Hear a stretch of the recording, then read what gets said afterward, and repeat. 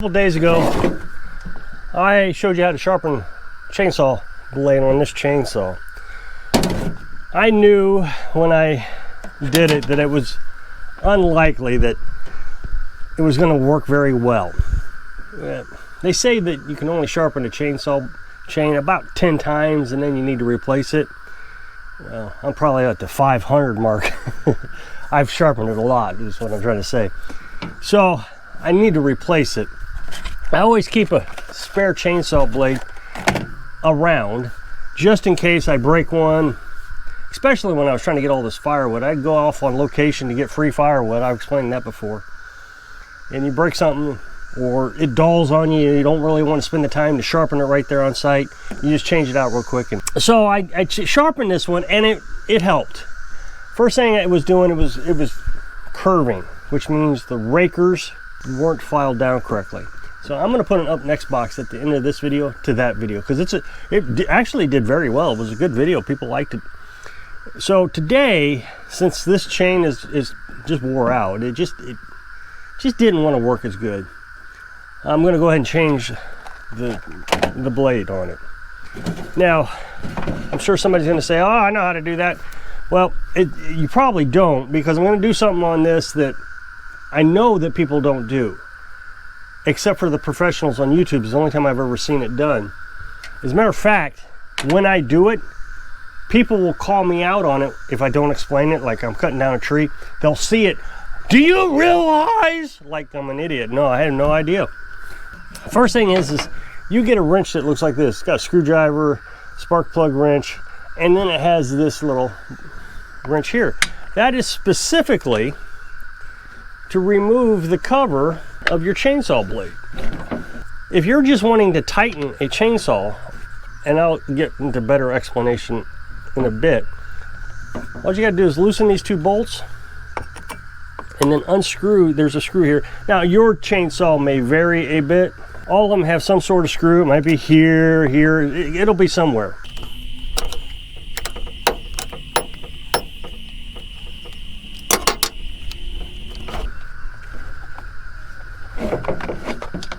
Now this is the blade lock right here. Of course it's not going to lock because we're not. And so what it does is it tightens around the spindle here. That way it doesn't move when you're not wanting it to move. The blade's pretty simplistic. You can see here that it just kind of moves around. So we'll take off the chain or the blade or something. Depends on what we can get a hold of. There we go. So the blade comes right off. And then you've got the bar. And this is the spot that I was telling you that everybody's an expert when they, especially the trolls, when they see this. You can tell here that it is wearing down here at the bottom much faster than it is wearing up here at the top. Now, I may have already done this a couple times. That's why there's wear marks at the top. Usually there's never a wear mark there.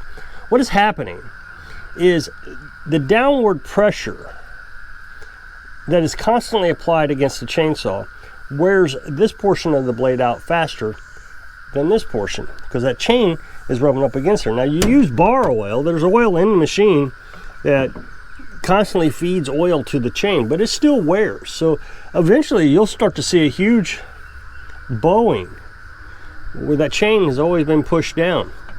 So you want to turn it over upside down onto your chainsaw. And you want to do this actually kind of frequently. Every few sharpenings, you might want to just take it off and turn it over. But before we do that, I'm going to clean it up a bit.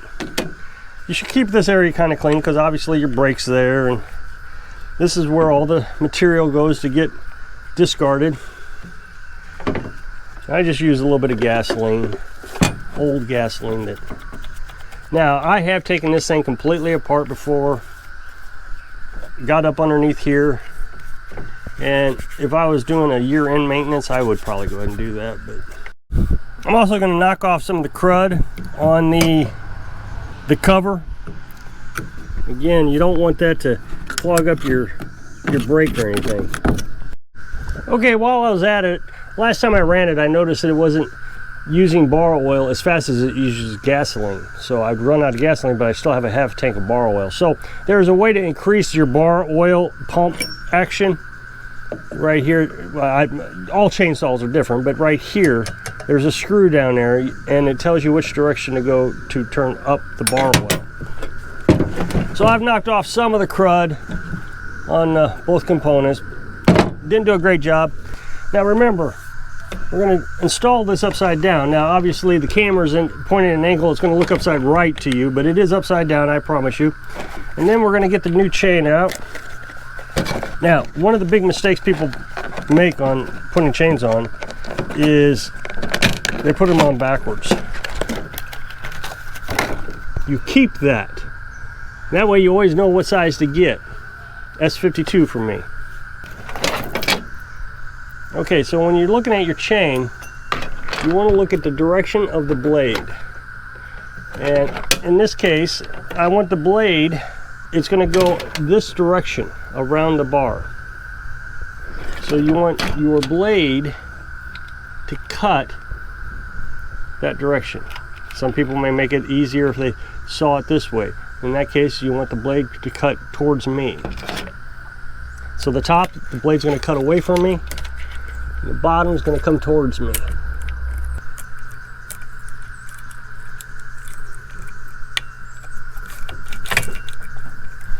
Okay, so I was messing up there at the top, but what you're going to do is these little rivets here are going to go inside the blade. There's a separation. See how my screwdriver goes inside that? There's a separation. So you're going to make sure your blade goes inside the bar. This is the cover. Here you'll see a pin that comes out. So that pin is adjustable. I showed you earlier that if you want to loosen or tighten your chain, you come over here and you tighten it that way. That pin has to go into that hole. And so when you get this on here, it's not going to line up correctly. So there's the pin, and there's the hole. So you bring the bar up as far as you can. Now the pin is sitting right next to the hole, but not in the hole. So you got to adjust the pin.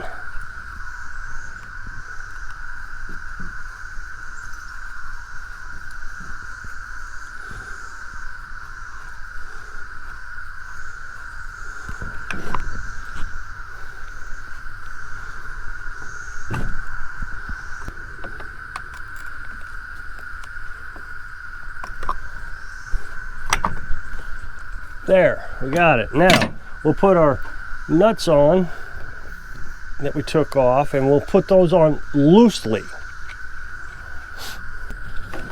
Okay, now the nuts are back on there loose. You can see there's lots of play in the chain. You gotta be careful I don't knock it out of the groove. So make sure everything's in the groove, and then you're gonna take that screw and you're gonna tighten it back up.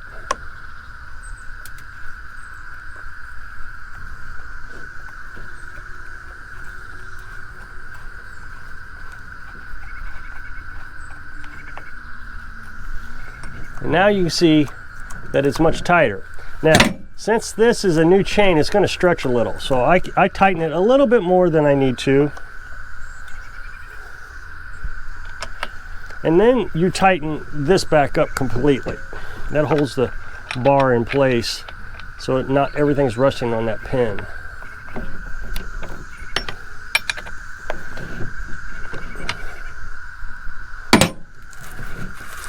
So while I'm in here, the other day I did maintenance on this chainsaw, and I put a new carburetor on it.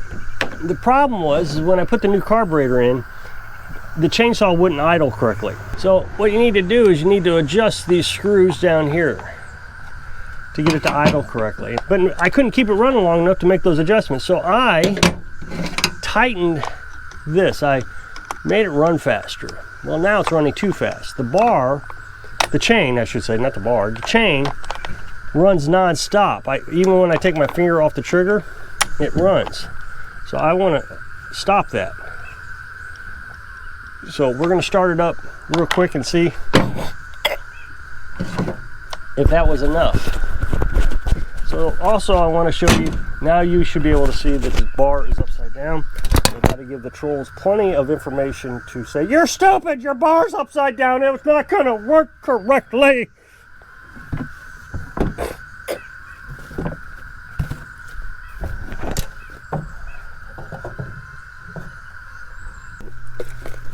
You should always start your chainsaw with the underground, with your foot on the back end. Now you can have it like this. I find this more comfortable, or you can put your foot on the other side. Now you should never try to start your chainsaw like this. Think about what you're doing. This blade is right by your leg and you're starting it.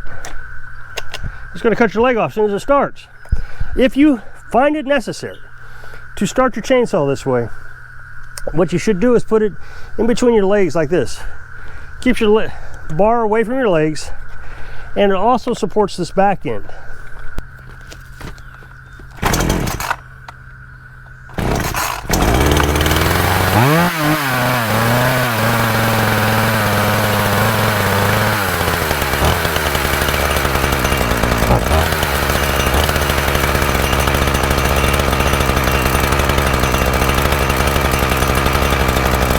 Okay, so now you can see that the chain is not moving very much and it's continuing to run.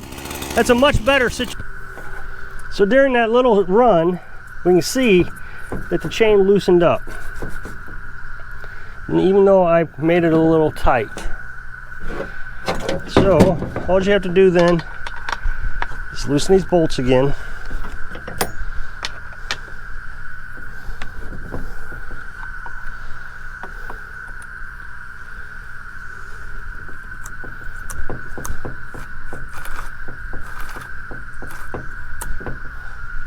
And then tighten, and then you saw me make the adjustment screw, and then you just tighten it back up.